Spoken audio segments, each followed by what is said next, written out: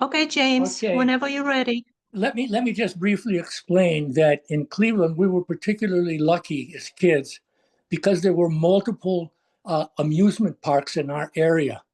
There was Euclid Beach on the east side of Cleveland. There was Geauga Lake. There was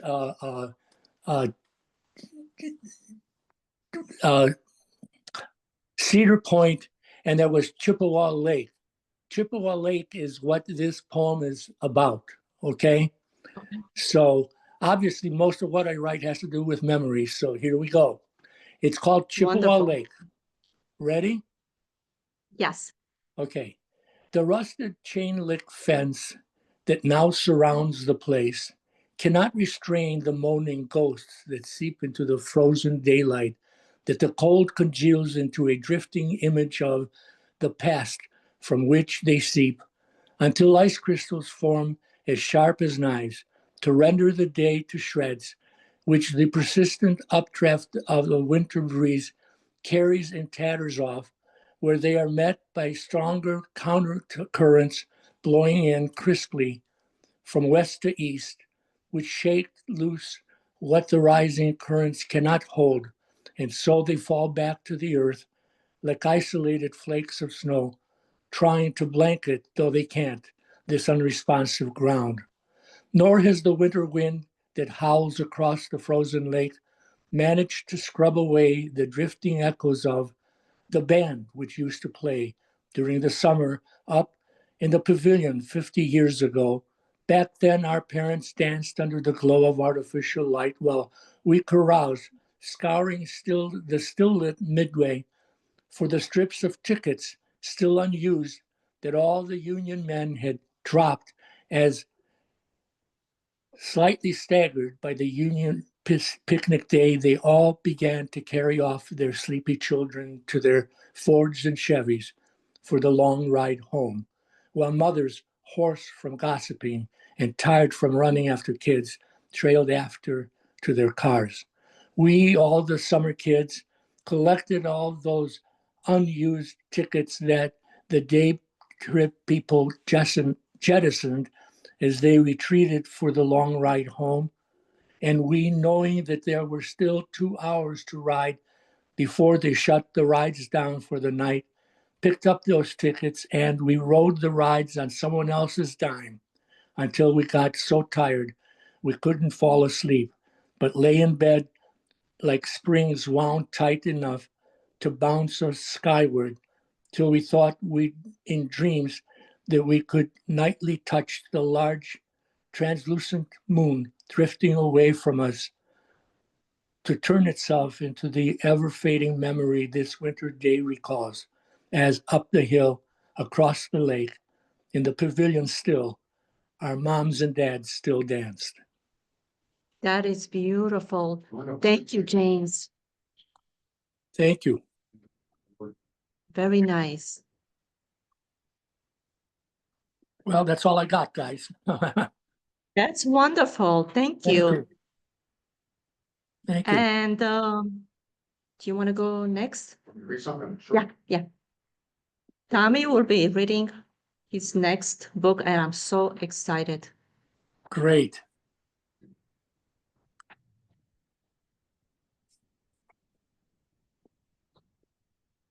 Hi, Tommy. I'm not blocking the camera, am I? No. That's something I did. Okay. Good. This piece is called My Life Was in Danger.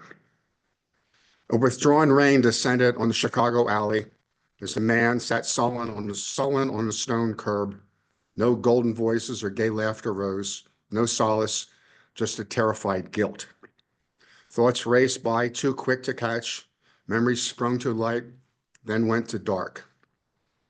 Wrenched from within by an expiring moment as the gray mist of the mind muted black. Blood-dripping regret refused to dissolve. Voices of bullets shot toward the man's mind, his stomach and knots pulling tighter and tighter. Sweat oozed from his body's every blue pore. If only I had asked, only I had waited. I knew there was danger as I'd been trained. I'd been there before, but each time is so different. Why did I pull the trigger 5 times without stop? A black man I shot dead, unarmed and all that. My life was in danger. My job as a cop. French Express Coffee House, Kannapolis, North Carolina, September 29th, 2015.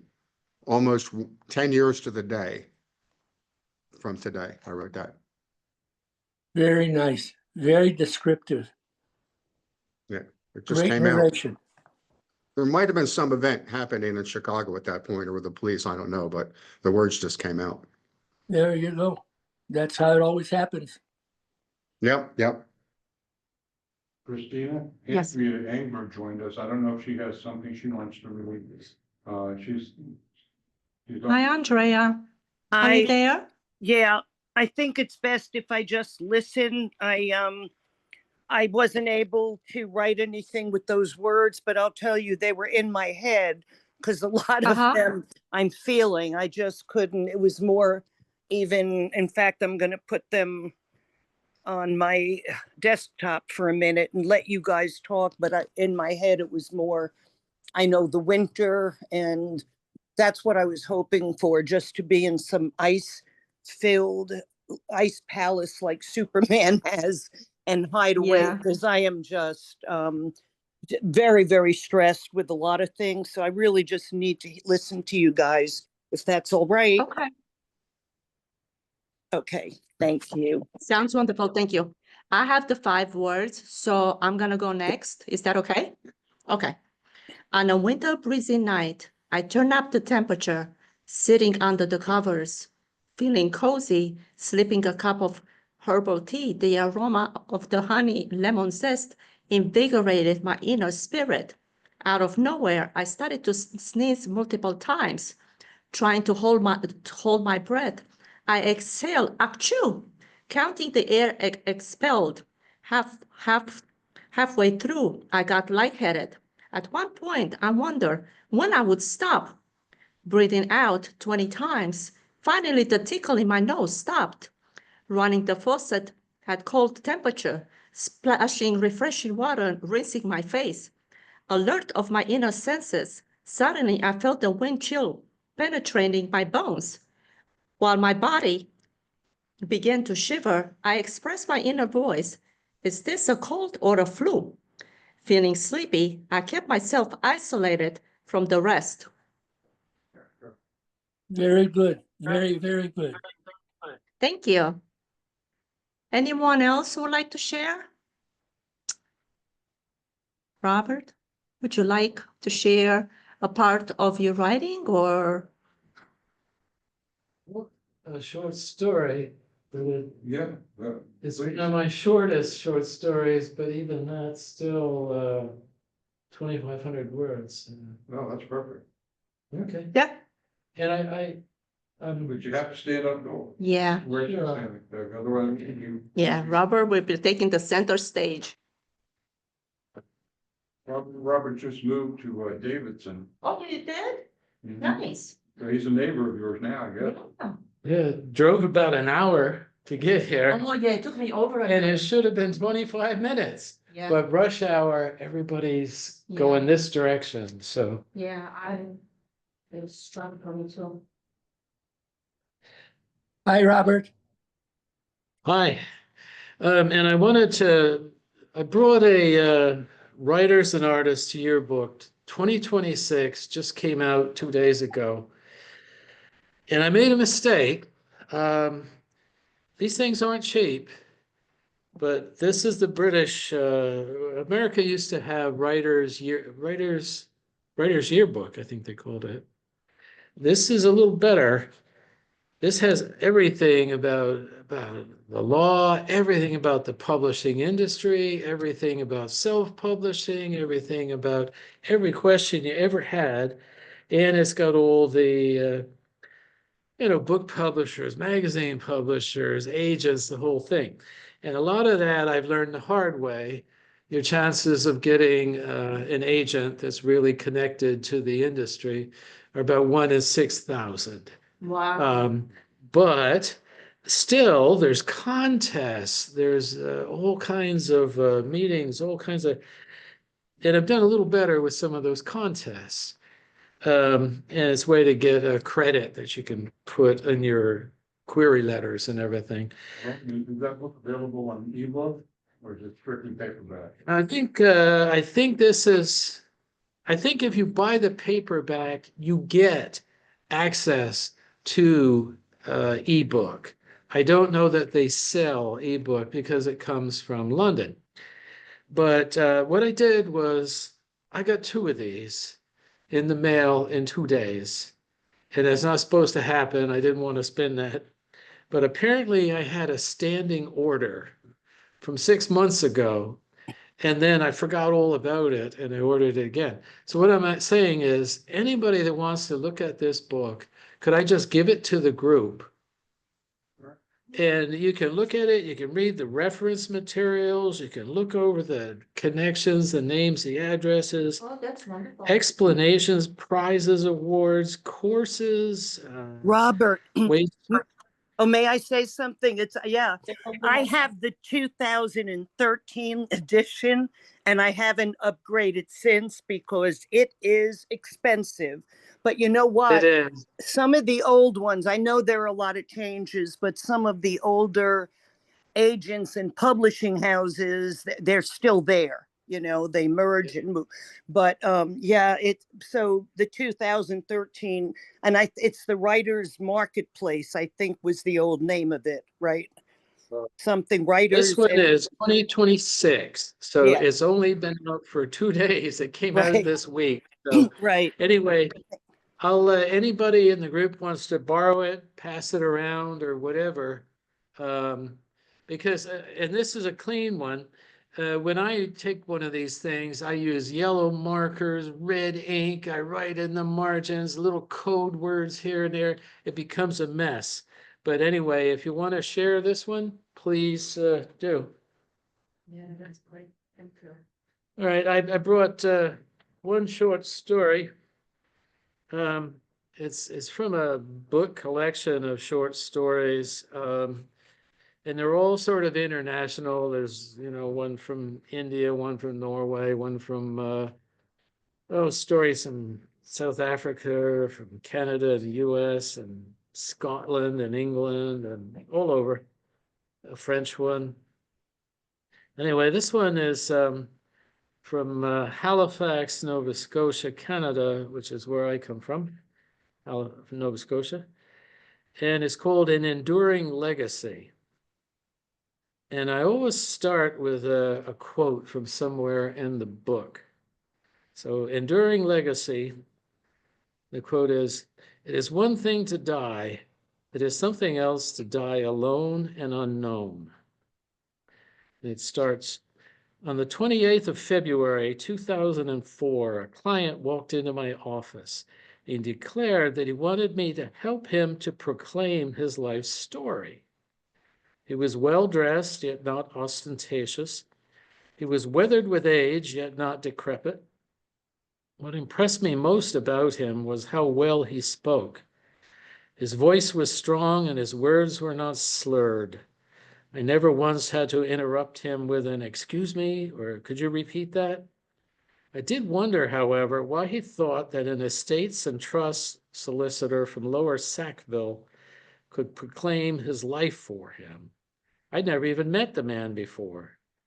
I waited patiently for him to explain himself, and soon enough he did. I would like to change my will to set up a contest to award $25,000 to the persons who know me best." Well, it's not unusual for people to alter their wills in order to reflect changes in their assets, beneficiaries, or marital status. This codicil was completely unprecedented. I had to quickly assess some of the potential pitfalls of such an open-ended grant of cash. This could be trickier than changing typical clauses about what beneficiary gets the classic Jaguar or grandma's antique jewelry. And I would have to consider whether such a scheme could be challenged by anyone who didn't like the outcome. I silenced my doubts for long enough to gather some basic facts and details about the client's situation. His first wife had divorced him long ago, and his second wife had died of cervical cancer last year. He had no children, nor live-in partner. There were no potential heirs closer to him than 2 elderly siblings and 6 first cousins. There were no dependent minors involved, so no one was entitled to inherit anything as of right. The man's assets were his own to give away in any manner that he chooses. My client, Mr. V, wanted a separate memorandum outside of the will to cover the rules and guidelines for his proposed contest. He suggested prizes of $15,000 for the winner and prizes of $5,000, $3,000, and $2,000 for second, third, and fourth best scores. Now that we'd roughed in the basics, it was time to address the 900-pound gorilla in the room. Why on earth would you hold a contest to give away thousands of dollars based on a test of how well an undefined group of friends or strangers appear to know things about you? Before he could answer, I tried to clarify. You see, even if we figure out how to do this, I'll still need to know more about why you want to do this. What are you trying to accomplish? Although I personally found this contest to be intriguing, I knew that it could eventually face questions such as, is this something a person of sound mind would do? After a moment to reflect, he responded with the certainty and clarity of a Prussian philosopher. I once attended a funeral of a 28-year-old street musician, he informed me. And that young man was killed by a hit-and-run driver while he was walking in a lighted crosswalk. He was a talented violinist who played on the streets of Halifax for years. Whatever money he collected for his music, he gave to the poor and to street people.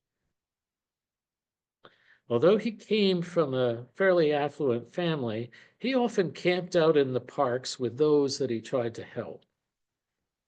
When he died, more than 300 people showed up at the funeral to honor him. The mayor was there, along with city councilors and 2 provincial MLAs. The funeral parlor had to open 2 extra rooms. And then there were loudspeakers for people out on the sidewalk who were standing on the lawn.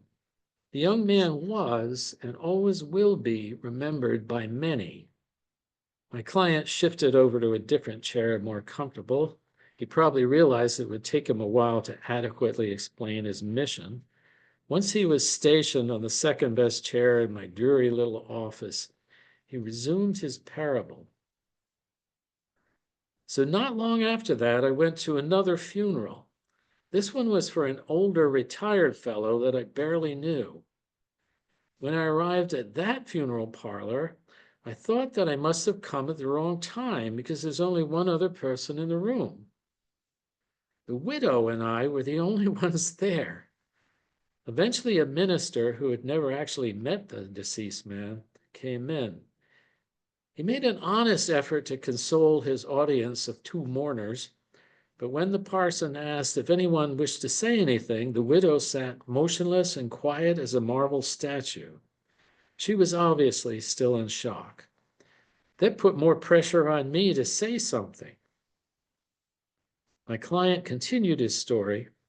I didn't really know the deceased man well enough to add anything meaningful. I claimed that he had a quiet dignity about him, although I didn't know if that was true or not. The only things I could come up with on the spot were a couple of quotes from Shakespeare and the Bible that I had heard at another funeral. I stumbled through it like a student who hadn't done his homework. I felt bad for the man because his memorial was so pitiful. After he coughed and hacked to clear his throat, I offered him some red rose tea. It probably wasn't hot enough, but after a couple of sips, he resumed his account. All that I really knew about the deceased man was that he was a former salesman who spent a lifetime selling industrial cleaning supplies to factories and warehouses in Quebec and the Maritimes. I only came to his funeral because I once gave that man some free legal advice, and he apparently added me to his phone book. The undertaker must have gone through the names on his phone and then invited me to attend. I never even met the man's wife. The deceased had no children, and he obviously had no relatives who were able or willing to come.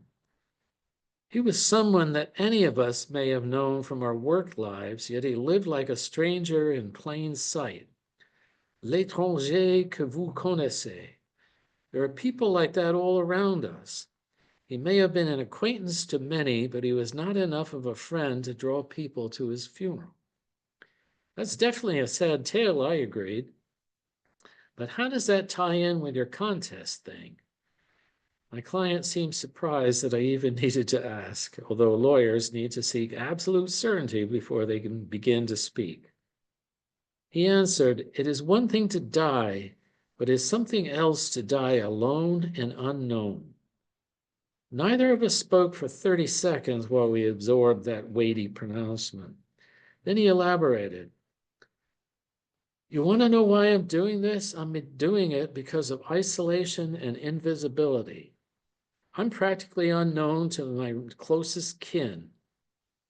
His tone softened as he added, "In this world, it does not pay to be atypical or different from the crowd.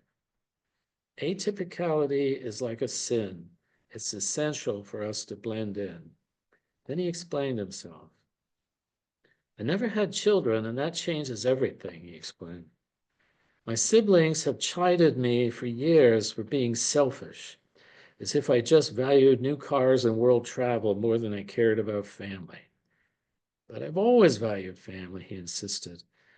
"I went to all of my nieces' and nephews' graduations and weddings. I looked after our elderly parents when the others couldn't do it. I traveled back and forth for decades to visit family members because it was easier for me than having them come visit. Their kids' schoolmates' parents became their closest friends and confidants, while details of my life evaporated from their memories. They forgot whatever I told them about my careers, my health, my hopes. They even forgot that I changed my religion. Over the years, I told them many things about my life, but my stories didn't seem to stick. Oh, of course, they'll remember some stupid thing that I said back in 4th grade, where they'll tease me about the little girl next door who made me blush whenever anyone mentioned her name. Yet they haven't bothered to read any of the 6 books that I've written. He paused to clear his throat again. I tried to tell them that my first wife chose not to have children, and my second wife could not have them. Yet I always listened to their stories about taking their grandkids to Disney World or the Granby Zoo. Sure, it's true that I have no children and I live in a different province than they do. So for all these reasons, I don't think there will be any shortage of parking spaces at my funeral." But, he repeated the word "but" for emphasis, "but with this contest of mine, at least a few more people may remember my name. Hell, they may even learn my favorite color, my favorite progressive rock band, my favorite constellation, or my favorite German verb." I interrupted to ask, "You have a favorite German verb? I didn't know that was possible." He replied, "Usually I favor the verb to be in any foreign language, such as être in French or estar in Spanish. But in German, I like the verb machen. It's the verb to make or do. It puts a growl in your voice." Without prompting, he added, "And my favorite constellation in the northern sky is Orion. My favorite constellation in the southern sky is the Southern Cross. But of course, you won't be able to use these revelations in my little contest because you're my lawyer." "Bummer," I said. "But what about this test? I need to know more about it before I can advise you on its legality." He assured me that the contest would be open to everyone except me, of course. His challenge would have no unlawful restrictions based on race, creed, or gender, so nothing stood out as being against public policy. His own website was full of articles that he had written, so it could provide an unimpeachable source of test questions.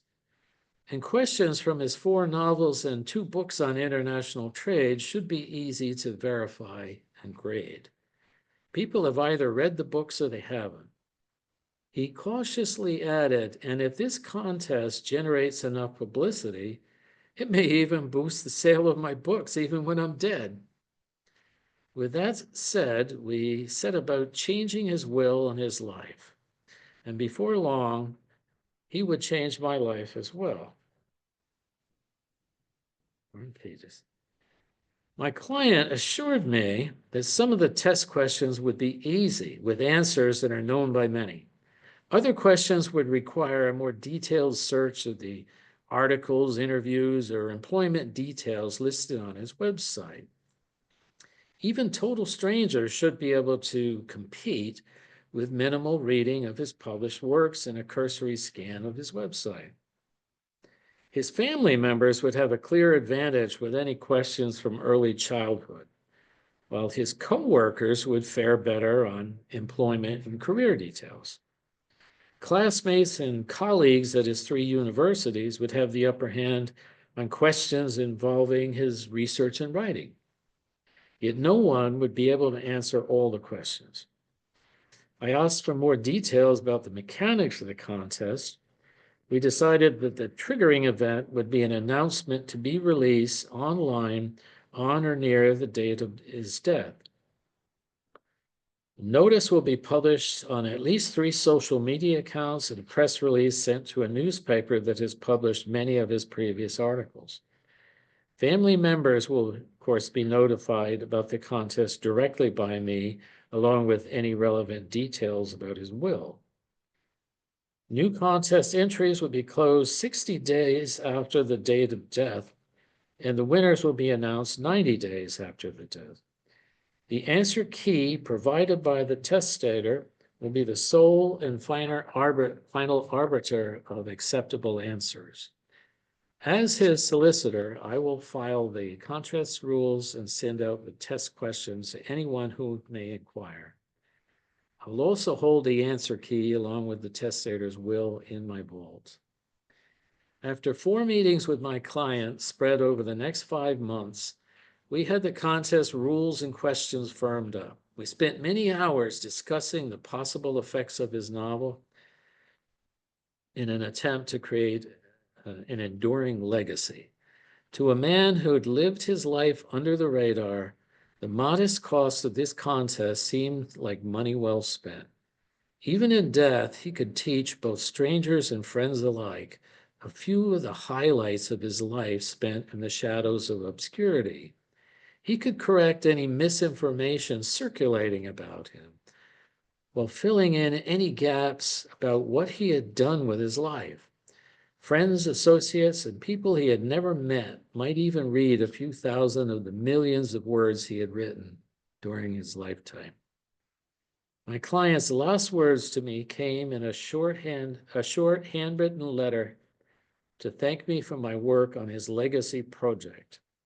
He asked, "What if you had climbed high mountains or had labored deep beneath the earth's surface and no one knew about it? What if you had explored distant lands and met 1,000 unique persons and no one cared? And what if the only witness to your greatest triumphs had predeceased you? Would that mean that your achievements did not count? And when you live your life beyond the spotlight, must the wonders that you've seen and the lessons you've learned all have to die with you? Of course, I understand that we all must follow our own paths, but can we not share a few of the highlights along the way?"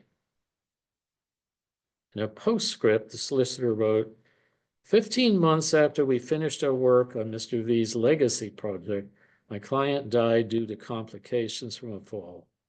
No bones were broken, but he succumbed to a subsequent infection while in hospital. As promised, I carried out my duties with regard to the contest. The announcements were made and the rules and other details were published. After the Toronto Globe and Mail posted a story on our quirky little project, several online news magazines carried the story. At last check, there were 1.4 million page views of the contest rules on his website. Yesterday, I announced the contest winners and sent out checks for $15,000, $5,000, $3,000, and $2,000. I was pleased that the deceased sister claimed the prize for the second most correct answers. A former work colleague and a friend took up the top prize, and a complete stranger in Singapore took third place. Apparently, that university student spent 3 weeks studying the deceased published works. The final prize went to a retired judge in Brooks, Alberta. By the time I closed the contest, after 9,326 entries and 6 network news reports, thousands of former friends, neighbors, classmates, and co-workers had reacquainted themselves with the man who had escaped the darkness of obscurity to die in the spotlight of fame. More than 1 million people had heard the name of this former stranger in plain sight. Contrary to what my client had predicted, there was a severe shortage of parking spaces at his funeral. And one suburban solicitor in Nova Scotia will never again dismiss the lives of others as irrelevant to his own state of being. Great story. I love that. That was great. Got that leg up. Robert, have you published it yet? Anywhere? No, I'm trying to get it out with this book of short stories that I'm just barely starting to market. And the short stories are all related to 3 novels, because these stories were what the characters in those novels allegedly wrote. Okay. So it's like a companion volume to a trilogy. And so I'm trying to make like a 4-book trilogy. Wow. Are you anticipating a formal publisher, or are you self-publishing, or? I pretty well figure I'm going to be self-publishing at some point, but I do have 2 of the books out to small press, because that'll help with the publishing cost, and I can put money into marketing and stuff. Right. Wow. It's very nice. Thank you, Robert. Yeah. You wanted to talk a little bit about your books and read an excerpt or 2 from your newest work? Sure. This is your opportunity, sir. So do you want to share? Just say or Paul or Sam. Do you want to share anything about the new book, the other books? Because we want to know, we're interested. And I'm thrilled to death that Tom. Check them out there. Yes, thank you.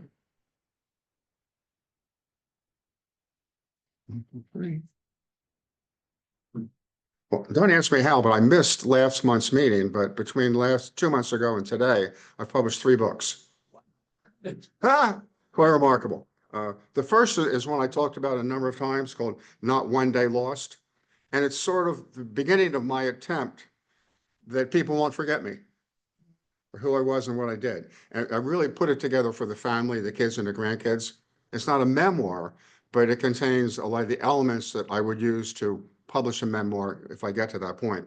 So this was self-published, and the title, Not One Day Lost, references one of my mantras in life of waking up every day trying to accomplish something. Touch something to make it better, help someone out, make myself better. So Not One Day Lost. And the picture is me. And frankly, I do not remember when I took the picture, but it just somehow looked good. It looks Picture great. about Tommy Donen and Not One Day Lost, sort of a little bit smug look up or whatever. But so this is available on Amazon. And then The second book that came out about 3 weeks ago is Tales of a Mall Walker. About a year and a half ago, I started to get healthier after meeting with my personal physician, decided to cut out salt, eat healthier, and walk. So I started walking at the Concord Mills Mall. And after, 2 or 3 months, I said, you know what, there's a story in this mall of walking around and all the wall walkers between like 9 and 10 in the morning before the mall opens. So I wrote a little 25-page story about what we see every day. I turned that into, well, I can make this even bigger. So I wrote a piece called Ode to the Mall, a longer piece, an ode to a mall in general and how it serves the community and helps people. Everyone gets together, they share the mall. Wrote another piece that's in here called Ode to the Speedwalkers. There's a group of individuals that don't walk, they speed walk. It's like track stars, or drag racing, they're speed walkers. So I wrote an ode to them. And then I wrote a piece to the ultimate mall shopper. This woman that goes to the mall and absolutely positively knows how to shop and get best bargains. However, on the one particular day that she went, she failed like 9 times. 9 different stores in succession. She did not get what she wanted because she misread the small print or whatever it happened to be. So it's a real sort of comical point of a woman or a man trying to shop at the mall. But she didn't admit that to her husband when he came home from work. And then finally, Centum Verba is actually a piece I wrote probably 10, 12 years ago, but just put it together a week ago this past Monday. Centum Verba is Latin for 100 words. And this is a collection of sort of poems or stories. Each is no more than 100 words long. So a leaf falling, a babbling brook, a tree falling, a cup of coffee, a little boy, a sip of coffee, a little boy at the mall, afraid to walk down the ramp because he had never seen a ramp before. He knew the stairs, and his dad trying to coax him. Tyler, he's like 3 years old, coax him to walk down the ramp. And so I saw that, I captured that in 100 words. And what made this a little bit different, I don't know if we can really see the pictures there, but there we go. That's a picture that's in the book of Centum Verba. I've been a chef. I can cook pretty good. And about a year ago, just for the heck of it, every so often at dinner, I would stand up with my iPhone and take a picture of the meal. That looked good. Then take a picture of another meal. About 3 months ago, I turned it into a new profession that I've gone to antique malls and purchased old china and new china, different sizes, different colors. And I'm deliberately cooking meals at home now to take a picture of them.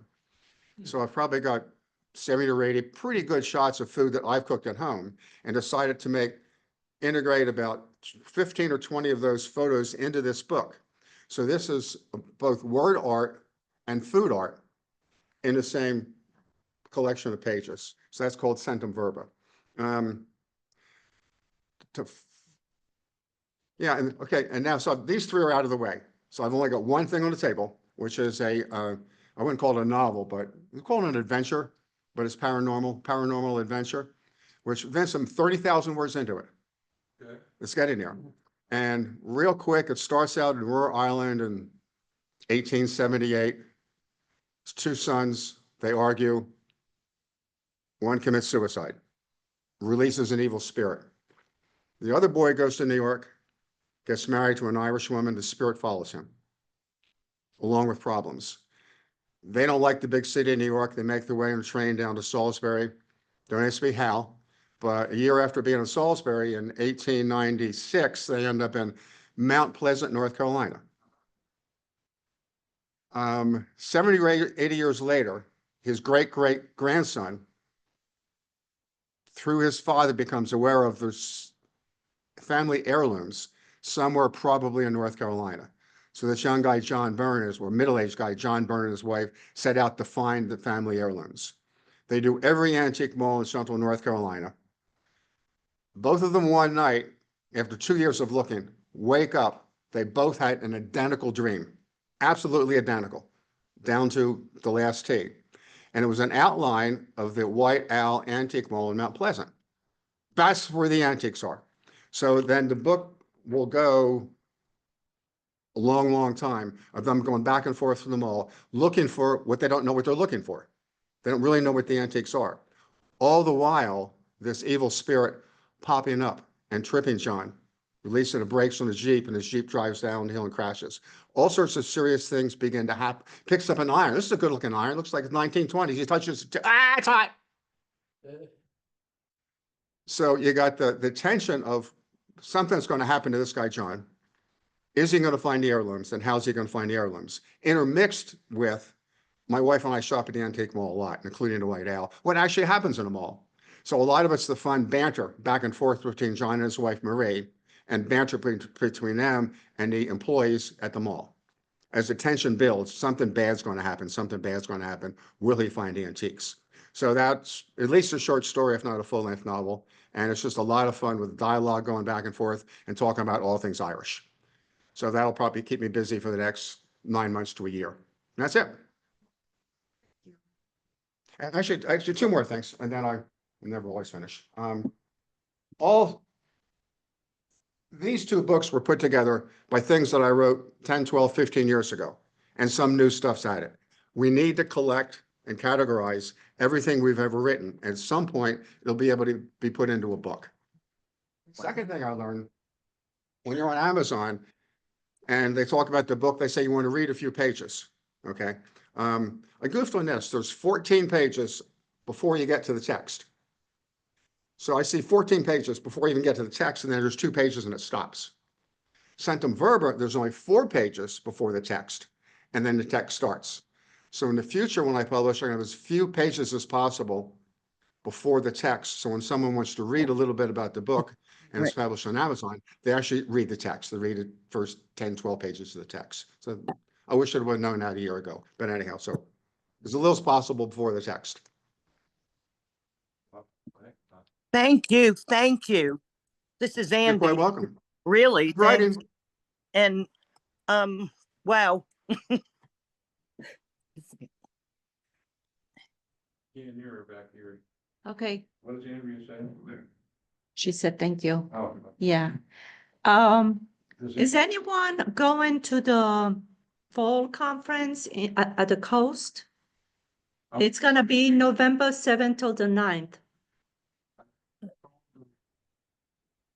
Folks this afternoon, I'm gonna try to be there. It depends on the surgery and how much recovery time I need. If I can, I'll drive over. It's in Wrightsville Beach. And Yeah. It's gonna be wonderful. If somebody wants to carpool over there, it's gonna be at the Holiday Inn. Right, I believe it's right on the water. I think I've been there once before. Yeah, I've been there a few years ago. Yeah, It's beautiful and it's a lot of education and, you know, Yeah, I have to pass. I've got a wedding of a niece in Dallas, Texas, that's setting you back about $2,000. yeah. I'm gonna be out of state. yeah. Yeah. Yeah, so it's probably gonna be, you know, just basically you, It might be just me. me, and then Steve might come, so Steve? it's gonna be the 3 of us. You know, if you don't mind carpool with us. Yeah, maybe I can get Maureen to come. Yeah, that'd be great. Uh, Yeah. Anything else, Diane? I can stop recording. Yeah. Andrea's got something up. Andrea, would you like to say anything, add anything before we stop the recording button? No, but I sure would like to know what Robert takes as his supplements, but that amount of energy to produce all that. My mouth is still open. And I'm I know, thinking, quiet, baby. Yeah, I'm thinking I want some of what you're having, but that's really awesome. It very much. I'm have a lot of inertia right now, medical stuff and everything, but this talk just now has really moved me. So you guys have Oh, that's energized wonderful. me. Thank you. Thank you so much. It's all needed. Let her know too that October 23rd is our next and final meeting for the year, because we don't meet in November and December because of the holidays. So, and if I'm not, I won't be there, so you may or may not have an online component. Yes. So if you can be there, Andrea, in person, that'll be back at the senior center. And spread the will. word to any other writers out there that's a chance to get to know fellow writers and. Yeah. who've been- I would love to know more about in November. I mean, the convention, it's in November, Uh-huh. what? Yeah, I may, if I can get a ride and a pass to go, I really would like to. I think it's in a nice area too, that may be just spiritually uplifting, in the midst of all this. So I'm interested, Vince. I'll be in touch with you on that, okay? Did you Sounds hear? wonderful. If you can drive, if your hips, working out. So we'll figure it out, okay? Thank you. Thank you. I'll stop the recording then. Okay. At this juncture. And we'll just- Let's see.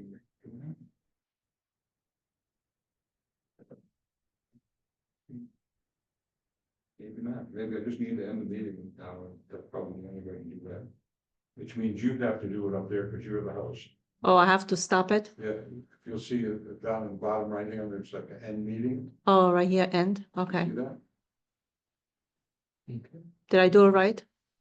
You can do it, Vince. You're the co-host, right? I think you can do it too. I'm looking. Yeah, because I stopped the recording. Let me see. Oh, Yeah. I'm gonna leave the meeting, so you need to end the meeting from your computer. Yeah. I'm no longer in the meeting. Okay. Or on the bottom of your screen, there's a thing that says end meeting.